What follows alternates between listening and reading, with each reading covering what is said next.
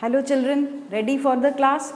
आज हम एक बहुत इम्पॉर्टेंट और इंटरेस्टिंग टॉपिक शुरू करने वाले हैं और वो किसके बारे में है? गेस करिए किसके बारे में है? हमारे अपने बारे में। तो जब अपने बारे में अपन स्टडी करते हैं ना तो इंटरेस्ट और बढ़ जाता है।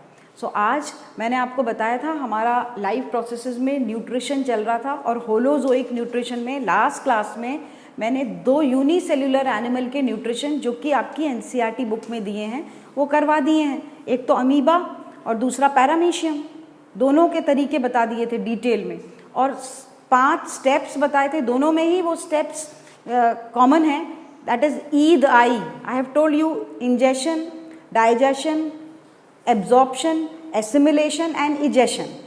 ये 5 स्टेप्स ह्यूमन में भी, हम में भी फॉलो होते हैं, लेकिन हमारा जो डाइजेस्टिव सिस्टम है, जो हमारा खाना डाइजेस्ट करने का होलोजोइक टाइप का न्यूट्रिशन है, वो थोड़ा सा कॉम्प्लिकेटेड है क्योंकि हम मल्टी सेल्यूलर एनिमल हैं, वो यूनिसेल्यूलर थे, हम बहुत सारे सेल्स वाले हैं, तो हमारा थोड़ा तो कॉम्प्लिकेटेड होगा ना।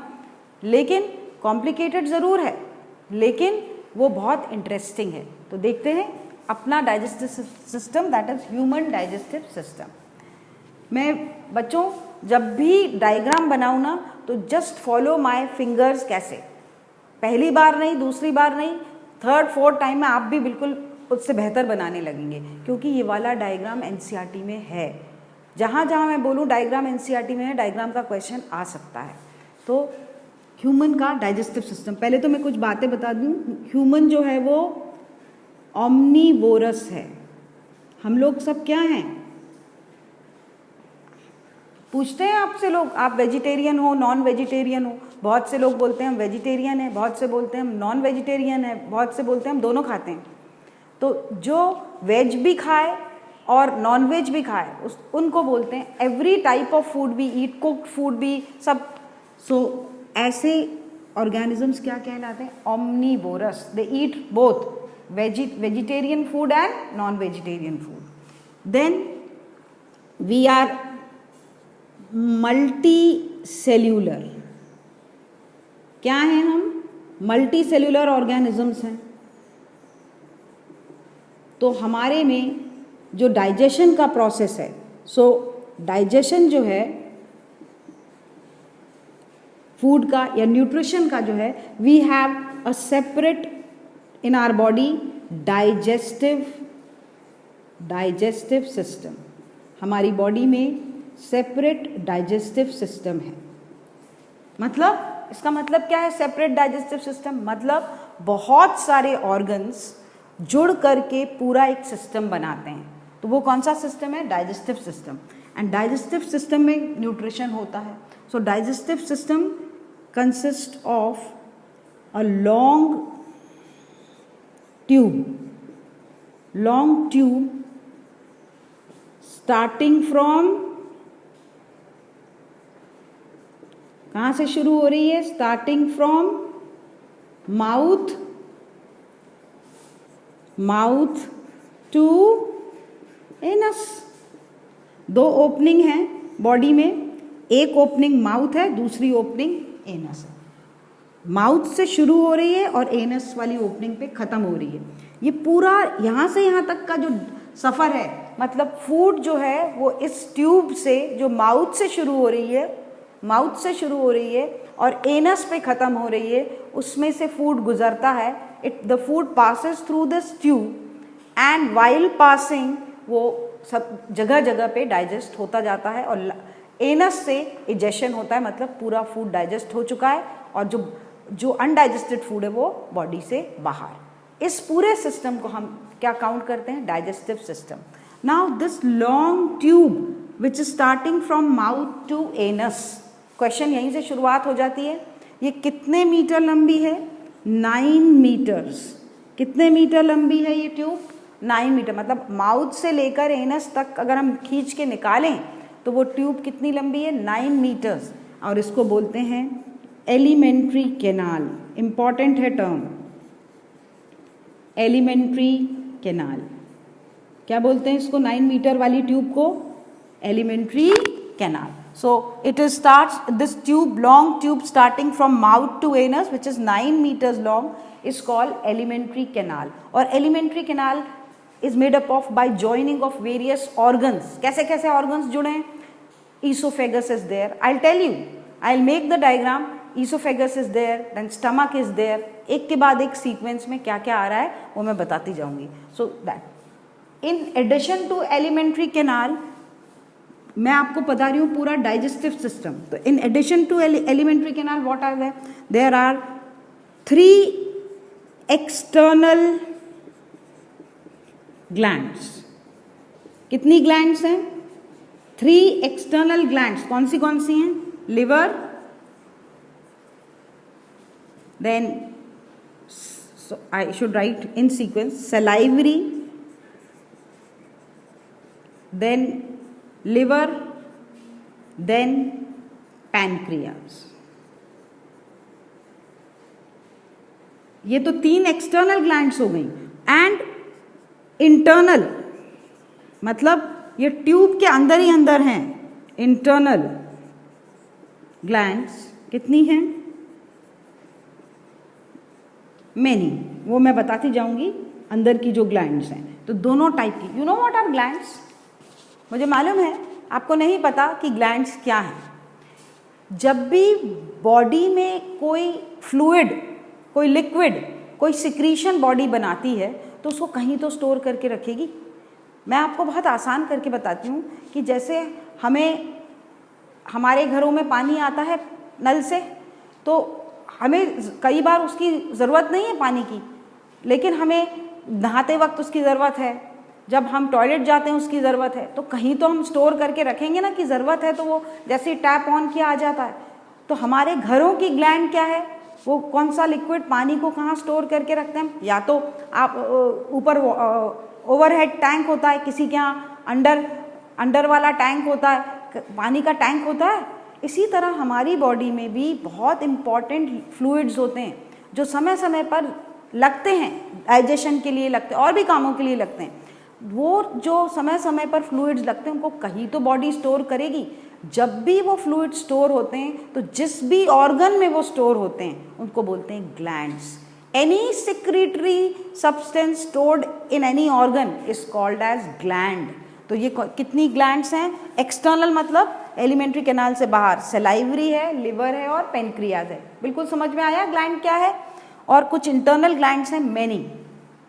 ठीक है, जैसे ही वो ग्लैंड्स आती जाएंगी मैं बना के बताती जाऊंगी.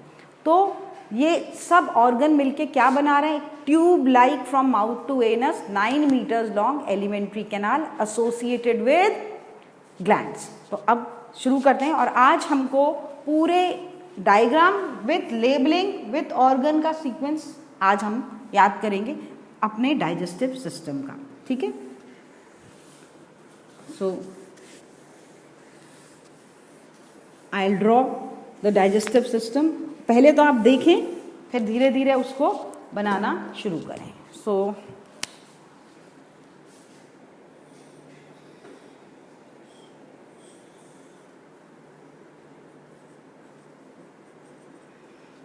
now this is the face and I am drawing first sideways. फिर मैं आपको now this is the mouth, ये lips हैं and this is the mouth. तो this is mouth. Okay, this is mouth. यहाँ से शुरू हो रही है ये ट्यूब. माउथ से ये यहाँ पर नैरो हो गई नेक रीजन में. ठीक है, फिर थोड़ी लंबी नीचे तक, फिर it will become, I'll make the rest portion on this side. It will be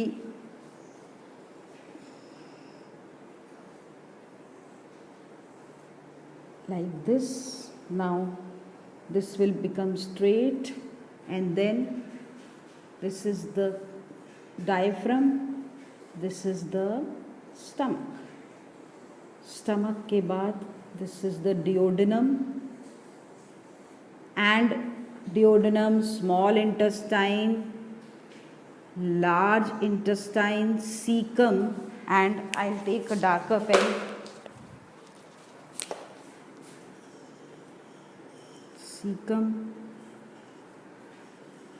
and then the large intestine, then sigmoid part, then rectum part, and this is the anus. The other opening is anus, and this is the mouth. So the whole digestive system, that is alimentary canal especially, this is one opening outside mouth, this is another opening, that is anus. मैंने क्या बोला, mouth से anus तक का जो भी tube है वो कितने मीटर लंबा है, 9 मीटर लॉन्ग है, और उसको क्या बोलते हैं, एलिमेंट्री कैनाल. क्लियर. अब हम स्टार्ट करें माउथ से, तो वो मैंने एनलार्ज किया है. माउथ जो ओपनिंग है, पहली ओपनिंग है, वो first opening Leeds into, mouth is guarded by 2, ये क्या है हमारे होंठ, lip, upper lip and lower lip, दोनों लिप्स से गार्डेड जो ओपनिंग है. एंड माउथ कैसी ओपनिंग है, खड़ी ओपनिंग है, वर्टिकल है कि ट्रांसवर्स ओपनिंग है. हमारा माउथ कैसा है, आड़े में कटा हुआ है. So it is a, mouth is a transverse slit, transverse slit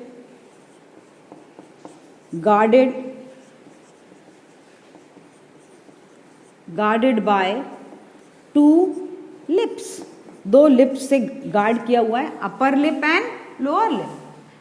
अंदर घुसे. सो mouth is the first part, the second part, mouth is the first part.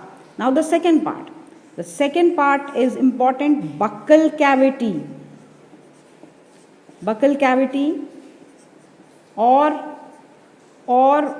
Oral cavity, कुछ भी बोलिए उसको, one and the same thing. ठीक है. Cavity मतलब जगह. अब देखो जगह है, ठीक है, ये वाली जगह, ये जो जगह है इसको बोलते हैं ओरल कैविटी. एक कमरा है सपोज.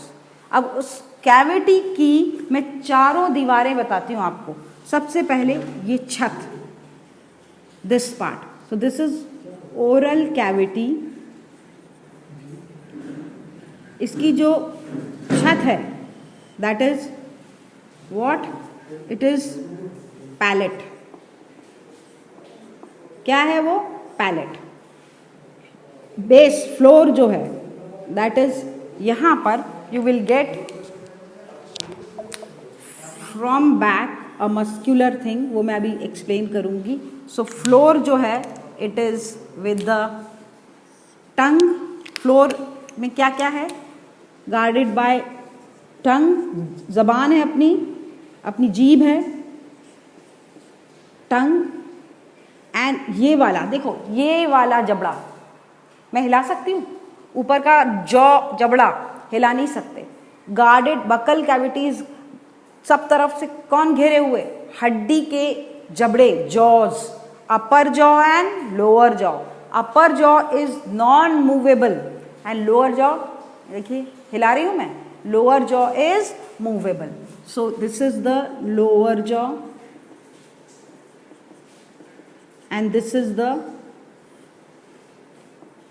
अपर जॉ. अपर जॉ नॉन मूवेबल है और lower jaw it is movable. ठीक है. तो बकल कैविटी किसके अंदर है, अपर जॉ और lower jaw, BLE. So it is movable. और लोअर जॉ पे क्या है, टंग. अपर जॉ पे पैलेट है. अपर जॉ मतलब अपर छत जो है बकल कैविटी की, वो पैलेट है. लोअर जॉ की जो फ्लोर है वो उस पर टंग है. ठीक है. आगे लिप्स हैं, साइड में ये क्या है, चीक्स.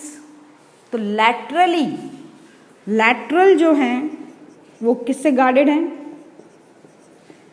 बकल कैविटी में लैटरल वॉल्स किससे, चीक्स, गाल. क्लियर है. मैं फिर बताती हूँ. बकल कैविटी में अंदर गए तो क्या है, और फ्रंट में क्या है, लिप्स भी नहीं है, टीथ हैं। फ्रंट में क्या है, टीथ। तो फ्रंट में क्या है, यहाँ पर क्या है, टीथ है। सो फ्रंट में टीथ है।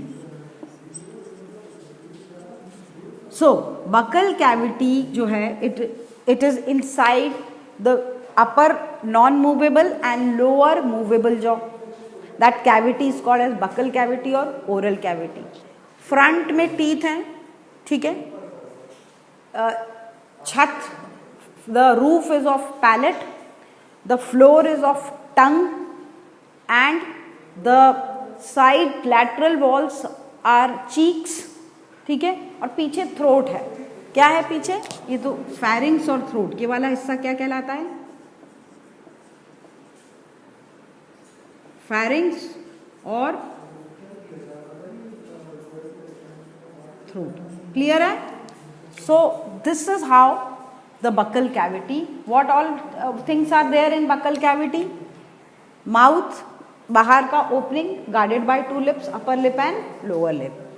Then buccal cavity, then comes, देखो first number mouth, second number क्या आ रही है, बकल कैविटी।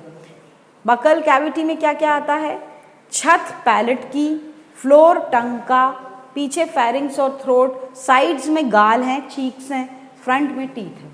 क्लियर है ये कैविटी। आगे बढ़ें, आगे वाला पोर्शन, ये वाला क्या कहलाता है, फेरिंग्स। ये फेरिंग्स किसको कहते हैं, ये कान का और नाक की ओपनिंग का हिस्सा और नीचे से, ये तीनों का कॉमन, एक ये ओपनिंग, एक बकल कैविटी की और एक इधर की, जहाँ आती है उसको क्या बोलते हैं, फेरिंग्स। क्या बोलते हैं उस रीजन को, फेरिंग्स। फिर फेरिंग्स से नीचे एक ट्यूब सीधे जाती है, इस ट्यूब को बोलते हैं ईसोफेगस। क्या बोलते हैं उसको, oesophagus. So I will write pharynx is third number, then fourth number is esophagus. It is nothing but a straight tube. Alimentary canal का कौन सा पार्ट, एक स्ट्रेट ट्यूब कहाँ तक रन करता है, अप टिल, ये पार्टीशन जो होता है यहाँ पर है ये पार्टीशन। देखिए ये पूरा यहाँ से होता हुआ स्ट्रेट ट्यूब आ रहा है, अंदर से कहाँ तक, यहाँ तक। नाउ दिस पोर्शन पे डायफ्राम, ऐसा आड़ा प्लेट होती है, मस्कुलर प्लेट, उसको बोलते हैं डायफ्राम, ठीक है। तो डायफ्राम तक के, जैसे डायफ्राम के नीचे जाता है तो चौड़ा, इट बिकम्स वेरी ब्रॉड, ये ट्यूब जैसा स्ट्रक्चर नहीं रहता, बहुत चौड़ा हो जाता है। एलिमेंट्री कैनाल के सबसे ब्रॉडेस्ट पार्ट को, सबसे चौड़े पार्ट को क्या बोलते हैं, स्टमक। क्या बोलते हैं, stomach. So this is what, stomach. तो पता है स्टमक कहाँ होता है, ये देखिए, this portion is up till here is thorax, here diaphragm, just here, थोड़ा सा एक साइड पे रहता है। उसका रीजन बताऊंगी वाई बीच में नहीं रहता स्टमक। तो स्टमक इज हियर। तो आप लोग जब बताते हो ना पेट दुख रहा है, तो आप लोग क्या पकड़ते हो, यहाँ पर, यहाँ पेट नहीं होता कभी भी, वो इंटेस्टाइन होती हैं, वो दुख रही होती हैं, या उनमें कुछ गड़बड़ होती है। पेट दुखता है तो यहाँ दुखेगा, दिस इज द स्टमक की पोजिशन, ओके। स्टमक हल्का सा टेढ़ा होता है, वो क्यों होता है, क्योंकि स्टमक के एक साइड होने का रीज़न है, स्टमक के साइड में लिवर होता है। कौन सा ग्लैंड होता है, लिवर, इसलिए वो एक तरफ खिसका हुआ होता है टुवर्ड्स लेफ्ट, ओके। क्लियर है ये। So next part, the broad part of the alimentary canal is the stomach. अब स्टमक के बाद देखें क्या है, स्टमक के बाद अगेन नैरो हो गई है ट्यूब, और ये नैरो ट्यूब, ये जो नैरो ट्यूब है, ये यू, देखो मैं यू बना रही हूँ, ये यू शेप में मुड़ी है पूरी, यू शेप बोलो या सी शेप, जहाँ तक ये मैंने ब्लू बनाया है, ये ऐसा मुड़ा हुआ पोर्शन, वहाँ से क्या शुरू हो जाता है, स्मॉल इंटेस्टाइन, मतलब इधर से ये स्मॉल इंटेस्टाइन, नैरो वाली ट्यूब, कहाँ तक, यहाँ तक। तो मैं ब्लू से बना देती हूँ स्मॉल इंटेस्टाइन पूरी, ये स्मॉल इंटेस्टाइन है जो नैरो है और बहुत ज़्यादा कर्व्ड है। एलिमेंट्री कैनाल का सबसे लंबा हिस्सा है स्मॉल इंटेस्टाइन, वो बहुत ज़्यादा मुड़ी हुई है, और जो उसका पहला पोर्शन जो यू या सी जैसा मुड़ा हुआ है, किसका? स्मॉल इंटेस्टाइन का, उसको बोलते हैं डिओडिनम। क्या बोलते हैं उसको? डिओडिनम। सो रिमेंबर दिस, हम उसको क्या बोलते हैं? डिओडिनम। ये सब नाम इंपॉर्टेंट हैं। स्मॉल इंटेस्टाइन का पहला हिस्सा जो सी की तरह है उसको क्या बोलते हैं? डिओडिनम। फिर वापस मुड़ा हुआ हिस्सा ये वाला इज जेजुनम, जेजुनम। और लास्ट वाला हिस्सा दैट इज इलियम। सो तीनों को मिला के क्या है? Small intestine. तो नेक्स्ट पार्ट क्या है? नेक्स्ट पार्ट क्या है? दिस इज स्मॉल इंटेस्टाइन जो है, नंबर डालें फेरिंग्स के बाद, 4th oesophagus, 5th is stomach, ठीक है, and 6th is small intestine. मैं सीक्वेंस नंबर लिखती जा रही हूँ, किसके बाद कौन सा एलिमेंट्री कैनाल का हिस्सा है। So again the C shaped or U shaped structure is duodenum, then jejunum, ileum, तीनों को मिला के पूरा क्या कवर होता है? Small intestine. क्लियर है? And it is the longest part of the alimentary. 9 metre पूरी क्या है? एलिमेंट्री कैनाल है, उसका सबसे लंबा हिस्सा कौन सा है? Small intestine. क्यों है? आई विल टेल यू, ठीक है। देन स्मॉल इंटेस्टाइन, देखिए इधर ध्यान दीजिए, ब्लू खत्म हो गया, अब यहाँ आप देख रहे हैं broad portion with extended finger like structure is there. इस ब्रॉड पोर्शन को बोलते हैं caecum, CAECUM, caecum.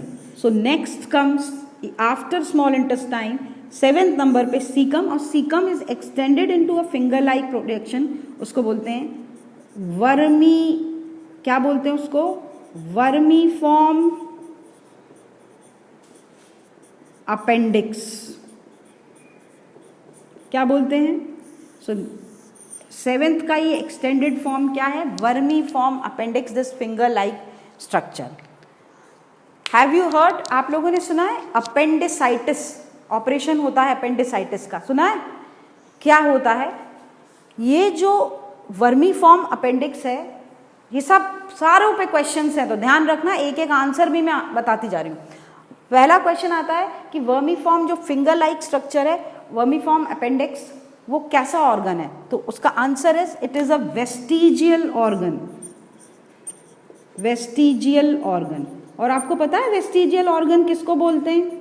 Vestigial organ एक कई हजार साल पहले हमारे पूर्वजों में, एंसेस्टर्स में, ये वाला बॉडी का पार्ट बहुत काम का था, लेकिन जैसे जैसे हजारों साल बाद समय बीता तो हम हमारे एंसेस्टर्स से हमारी जनरेशन तक वो ऑर्गन है तो हमारी बॉडी में, लेकिन अब कुछ काम का नहीं रह गया है।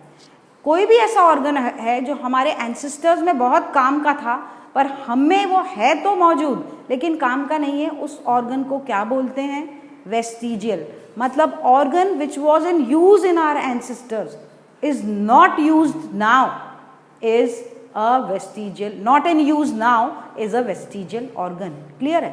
So vermiform appendix हमारी बॉडी का एक वेस्टिजियल ऑर्गन है। क्यों है भैया? हमारे एंसेस्टर्स में तो बहुत काम का था वो, हमें क्यों नहीं है? तो हम इससे ये पता चलता है कि हम जिन टाइप के एंसेस्टर्स से आए हैं, ये ऑर्गन हमें क्या बताता है? वेस्टिजियल ऑर्गन मतलब जिस टाइप के हमारे दादा के दादा के दादा के दादा के दादा के दादा के दादा रहे होंगे, वो बहुत, उनका खाने में बहुत क्या होगा? सेल्यूलोज। मतलब सेल्यूलोज मतलब प्लांट्स। सारी दुनिया के प्लांट्स की सेल वॉल काई की बनी है? सेल्यूलोज की। एक कार्बोहाइड्रेट है वो, पॉलीसैकेराइड का। तो वो इतने ज़्यादा पेड़ पौधे पत्ती घास खाते होंगे, मतलब हम घास खाने वाले टाइप के एनिमल्स से इतने हजार साल बाद ह्यूमन बींग्स बने होंगे, क्योंकि हमारे पूर्वजों में ये एक्टिव था ये ऑर्गन। और यहाँ पर सेल्यूलोज का डाइजेशन होता है। किसका डाइजेशन होता है इस ऑर्गन में? होता होगा, ठीक है, सेल्यूलोज का डाइजेशन, ठीक है। नाउ अगेन सेल्यूलोज का डाइजेशन मतलब पेड़ पौधे पत्ते चारा भूसा कुछ भी खाते होंगे वो एनिमल्स, और उससे कई हजार साल बाद हम जैसे डेवलप्ड ह्यूमन बींग्स आ गए। हमने पका के खाने का, वी कुक द फूड, हम बहुत मॉडर्न हो गए, हम इवॉल्व हो गए, हमारे तरीके अलग हैं। अब हमें भूख लगती है तो हम जाके कोई पेड़ पौधे पत्ती नहीं खाते, हम सीधे पका के खाते हैं जो भी चीज़ खाते हैं। थोड़ा बहुत हम सैलेड खाते हैं, वो किस लिए खाते हैं कि वो सैलेड इज़ फॉर रफेज, मतलब वो हमारी फीसेस को एक फॉर्म देता है, तो वो फाइबर देता है, वो हम उसको डाइजेस्ट कभी नहीं कर पाते, वो तो निकल जाता है पॉटी में। लेकिन वो सिर्फ आप लोग बोलोगे हम सैलेड तो खाते हैं कच्चा, लेकिन salad is only giving you थोड़े बहुत मिनरल्स, आपको ना वो बॉडी बनाने का कोई प्रोटीन दे रहा है, ना कार्बोहाइड्रेट दे रहा है, नथिंग। सिर्फ आपकी फीसेस को नॉर्मली बाहर निकलने के लिए एक फॉर्म चाहिए, वो रफेज का काम करते हैं। आपको एनर्जी और बाकी चीज़ें मिलेंगी फ्रॉम कार्बोहाइड्रेट्स, प्रोटीन, फैट, जो कि आप पका के खाना खाते हैं, ठीक है, द कुक्ड फूड। अब हमारा तरीका वैसा है, हम सब चीज़ पका के खाते हैं, रोटी हो, दाल हो, चावल हो, सब्जी हो, कुछ भी हो। जब हम पका के खाते हैं तो सेल्यूलोज वो रीज़न इसलिए कि हमारे बॉडी में ये जो सेल्यूलोज डाइजेस्ट करने वाला वर्मी फॉर्म अपेंडिक्स है वो काम का रह ही नहीं, बस मौजूद है पर काम का नहीं रह गया है। कई बार क्या होता है, यहाँ से फूड डाइजेस्ट होके यहाँ तक आया, अब यहाँ पर एक दरवाज़ा लगा है, वाल्व बोलते हैं उसको, वो दरवाज़ा जो है वो कई बार वीक हो जाता है, तो यहाँ से जो फूड जाएगा वो बाहर पॉटी के फॉर्म में निकल जाएगा, फीसेस बोलो या पॉटी के फॉर्म में, लेकिन वो अनडाइजेस्टेड है, वो हमारी बॉडी को नहीं चाहिए।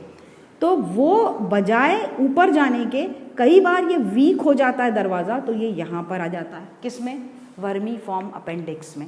वर्मी फॉर्म अपेंडिक्स सिर्फ है हमारी बॉडी में, वो सेल्यूलोज तो डाइजेस्ट करता नहीं। अब आप सोचिए किसी ऑर्गन में अनडाइजेस्टेड बैक्टीरिया वाला और कैसा फूड गलती से उस पाइप में चला गया जिसको बोलते हैं वर्मी फॉर्म अपेंडिक्स, वो कई दिनों बाद, अब वो बाहर तो निकलता नहीं है, वो सड़ता रहता है, और जब बहुत ज़्यादा सड़ जाने लगता है तो बहुत पेन होता है और उसको बोलते हैं अपेंडिसाइटिस। और जब वो पेन होता है तभी डॉक्टर को दिखा देना चाहिए, क्योंकि वो उसको काट के निकाल देते हैं, हमें कोई फ़र्क नहीं पड़ेगा। उस ऑपरेशन को बोलते हैं अपेंडिसेक्टमी, वो निकाल के सर्जन्स निकाल देते हैं उसको, क्योंकि वो वेस्टिजियल है, वैसे भी कोई काम का नहीं है तो उसको। लेकिन अगर उसको पड़े रहने दिया और बार बार आपको वो पेन हो रहा है, मतलब वो इन्फेक्शन क्या होता है, धीरे धीरे वो, क्योंकि उसमें अनडाइजेस्टेड फूड है, कुछ बैक्टीरिया भी हैं, तो वो इन्फेक्शन हो जाता है, इन्फ्लेमेशन हो जाता है, वो ऐसा स्वेलअप हो जाता है और बर्स्ट होने की डर रहता है। और जिस दिन वो बर्स्ट हो गया तो पूरी बॉडी में टॉक्सिसिटी हो जाएगी और फिर ऐसे पेशेंट को बचाना मुश्किल हो जाता है। इसीलिए ये अपेंडिसेक्टमी कर देते हैं जब भी देखते हैं कि अपेंडिसाइटिस, मतलब वहाँ पर कुछ इन्फ्लेमेशन हुआ है तो ज़रा सा दर्द होता है, और वो दर्द में ही डॉक्टर को आप दिखाएंगे, वो बराबर समझ जाएंगे और दे एडवाइज अपेंडिसेक्टमी। तो that is what appendicitis is, that is vermiform appendix. Clear है ये बात? It's a vestigial organ. Caecum, ये ब्रॉड वाला पोर्शन। अब सीकम से शुरू होता है क्या, लार्ज इंटेस्टाइन, मतलब यहाँ से ये पूरा पोर्शन, ये पूरा पोर्शन, ये पूरा पोर्शन, ये यहाँ, इसको बोलते हैं क्या, large intestine. So large intestine जो है वो किस नंबर पे आएगा, सीकम 7th, ये दोनों एक ही 8th नंबर पे। और लार्ज इंटेस्टाइन को कोलन भी बोलते हैं। क्या बोलते हैं, कोलन। कैसे, देखो ऐसे ऊपर जा रहा है, तो मैं यहाँ से बताऊंगी अपने, आई डोंट नो आप देख पाते हैं कि नहीं, लेकिन मैं ट्राई करती हूँ। यहाँ पार्ट में, यहाँ से देखिए ऊपर जाएगा, उसको बोलेंगे असेंडिंग कोलन, फिर आड़ा चला जाएगा ट्रांसवर्स कोलन, फिर नीचे जाएगा डिसेंडिंग कोलन, फिर एस जैसा बनाएगा सिग्मॉइड कोलन। तो ये वाला पार्ट क्या है, असेंडिंग कोलन, ठीक है, लार्ज इंटेस्टाइन का ऊपर जाने वाला। फिर आड़ा वाला है ट्रांसवर्स कोलन, फिर नीचे जाने वाला है ये डिसेंडिंग कोलन, नीचे जाने को बोलते हैं डिसेंडिंग, ठीक है। ये सब लार्ज इंटेस्टाइन की थी। फिर ये ऐसा देखिए, ऐसा करके ऐसा एस बन रहा है ना, एस, तो इस पार्ट को बोलते हैं सिग्मॉइड कोलन। क्या बोलते हैं, सिग्मॉइड कोलन, एस वाला। फिर ये जो फूला हुआ पार्ट है, यहाँ पर अपनी अनडाइजेस्टेड फूड थोड़ी देर के लिए स्टोर करके रहता है, तो स्टोर करके जहाँ रखते हैं उस पार्ट को बोलते हैं रेक्टम। क्या बोलते हैं उसको, रेक्टम और लास्ट ओपनिंग है anus. So I'll just number it. 8th number is large intestine, then 9th is rectum and 10th is anus. Parts of digestive system या parts of alimentary canal 10 हैं और यही सीक्वेंस होना चाहिए. Mouth, ठीक है, buccal cavity या oral cavity, then pharynx 3rd number, then long pipe, इसको फूड पाइप भी कहते हैं. क्या कहते हैं इसको? फूड पाइप, ईसोफेगस को, otherwise called as food pipe. 4th number पे food pipe, then broad portion that is stomach 5th number पे, देन 6th पे द होल ब्लू वाली small intestine which is not very broad, it's narrow tube, then opens into a broad space cecum which extends into vermiform appendix, vestigial organ, then ऊपर जाता है चौड़ा वाला broad part, यहाँ से शुरू होता है, that is large intestine, ascending colon, transverse colon, descending colon and sigmoid colon, then rectum 9th and the other opening is anus. This completes the alimentary canal के पार्ट्स. एक के बाद एक रटे हुए होने चाहिए. आई जस्ट मिस कि आप लोग सामने होते तो मेरी आदत है मैं वहीं सब बच्चों से पूछती हूँ और ये कंफर्म करती हूँ कि सबको याद है कि नहीं याद है. स्टिल आई बिलीव कि आप एक बार मेरे साथ बोलेंगे और आज ही लर्न करेंगे. ये आज का पार्ट है. सबसे पहले हमको डाइजेस्टिव सिस्टम के पार्ट्स लर्न हो जाने चाहिए, उसी के बाद हम उसके अंदर का पूरी फिजियोलॉजी अच्छे से कर पाएंगे. आपको अगर नाम ही नहीं याद हैं तो आप आगे की फिजियोलॉजी नहीं कर पाओगे. और डायग्राम भी उसी पे बेस्ड है, आपको लेबलिंग सही आनी चाहिए. मैं भी लर्न कर रही हूँ, आप भी लर्न करिए. We start with mouth guarded by 2 lips. ये क्या है? Buccal cavity. यहाँ क्या है? फेरिंग्स. फेरिंग्स पे कौन से 3 रास्ते मिलते हैं? एक नाक से वाला रास्ता, नेजल, देन ओरल और नीचे से आ रहा दैट फूड पाइप. तीनों का जो कॉमन जंक्शन है वो दैट इज फेरिंग्स. फेरिंग्स से एक लंबी ट्यूब आएगी ईसोफेगस, फिर स्टमक, फिर स्मॉल इंटेस्टाइन, फिर सीकम विथ वर्मीफॉर्म अपेंडिक्स, फिर कोलन या large intestine, ascending colon, transverse colon, then descending colon, sigmoid colon, the broad part rectum where feces is stored and the last portion is anus. Clear है? Alimentary canal 9 metres की, पूरा food जब इससे गुजरता है तब digestion complete होता है. तो यहाँ तक I am giving you 10 seconds, then I'll rub and I'll tell you more about the starting how the food is digested. Clear? क्योंकि because we have to do EDI, ingestion, digestion, absorption, assimilation and egestion, how it takes place in our body. अभी मैंने सिर्फ उसके diagram, और diagram practice से ही आएगा बेटे. इसका डायग्राम आता है, डाइजेस्टिव सिस्टम का डायग्राम आता है, and it is not very tough. वो देखने से बच्चों को पहला रिएक्शन क्या रहता? अरे बाप रे, ये तो बन ही नहीं सकता. उसको सुलझा के बनाइए जैसे मैंने बनाया. उसको समझ गए ना तो डायग्राम इजी होता है. नहीं समझोगे तो डायग्राम कठिन लगेगा. मैं एक बार आपको किस तरीके से ये डायग्राम है यहाँ पर करके बताती हूँ. देखिए मैं कैसे बनाती हूँ. यहाँ पर ये नोज, लिप्स, ये ठीक है. यहाँ से शुरू करिए. This is the buccal cavity, pharynx, सीधा ट्यूब, देन स्टमक. देखिए ये स्मॉल इंटेस्टाइन, डबल करिए, ये ऐसे बन जाएगा डायग्राम. ठीक है ना? ये हो गया. सो इस तरीके से आपको पूरे पार्ट्स और फिर लेबल करना. ये मैंने बहुत छोटे में बनाया, फास्ट बनाया है. आप इसको एक्सटेंड करके बना सकते हैं. 10 seconds. देन आई हमारी जो लिप्स और टीथ हैं और टंग हैं, लिप्स, टीथ और टंग फूड को होल्ड करके अंदर करने के लिए होते हैं, और टंग जो है हमारी वो मस्कुलर मूवेबल, पीछे से अटैच्ड है, आगे से फ्री है. देखिए it is movable, and tongue is that part of our body which is totally made up of muscles. तो टंग इज फुली मस्कुलर, पूरा मसल से बनी, and it not only helps in pushing the food but it helps in phonation, speech में भी help करती है. And when we drink something liquid और something तो उसको पुश करने में भी हेल्प करती है। तो it is sensory in function, उसमें बहुत सारे सेंसरी पैपिले होते हैं। You can taste salt, you can taste sweet, you can taste bitter, all the taste you can just taste them through this sensory part which is fully muscular and movable, attached from behind, that is tongue. Okay, so should I rub? I'll rub this part. Now before we enter the buccal cavity, front में lips के बाद क्या guard कर रहे हैं? दांत, teeth है कि नहीं है? तो देखिए, ये upper lip I am making like this, upper lip and this is the lower lip. I will make it double. मुंह खुला हुआ है, चलिए मेरा ही मुंह खुला हुआ है। ओके, ये समझ लीजिए मेरा ही मुंह खुला हुआ है, माई ओपन माउथ। यहाँ पर टंग है, ये I will make it with red.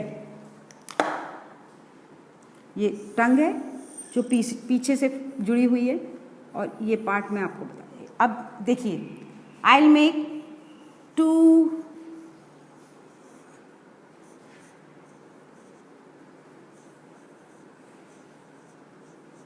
देखिए हाफ कर देती हूँ, to incisors, two incisors, one canine, two premolars and three molars। हमारे दांतों का अरेंजमेंट 4 अलग अलग टाइप के, again 2 incisors, 1 canine, 2 premolars and 3 molars will make how many? 3 plus 2, 5, 6, 7, 8। देखिए 8 this side, 8 on this side, ये 8 इधर, 8 इधर, 8 इधर, 8 इधर, तो 8 on this side, 8 here, 8 here, total 16 and 16, upper jaw 16 will make how many teeth? बोलते हैं ना 32, 32 वर्ड मतलब 32, हिंदी में 32, फुल 32 दांत। और देखो 4 टाइप के हैं वो, इंसाइजर्स, कैनाइन। जब अलग अलग टाइप के दांत हो, शेप भी अलग अलग हो, तो बोलते हैं उसको हेटेरोडोंट। क्या बोलते हैं उसको? हेटेरोडोंट। क्या बोलते हैं? हेटेरोडोंट। ठीक है, तो वी एन आर फॉर्मूला लिख लीजिए, फिर अपन कंटिन्यू करेंगे। 2 1 2 3, 2 1 2 3, this is our dental formula, important है, स्टार बनाती हूँ। 4 अलग अलग टाइप के टीथ होते हैं, तो वर्ड है हेटेरोडोंट। 4 अलग टाइप कैसे? 2 incisors, 1 canine, 2 premolars and 3 molars. So we will continue with this in our next class. Everything is interesting, यहाँ तक करिएगा। Okay, thank you.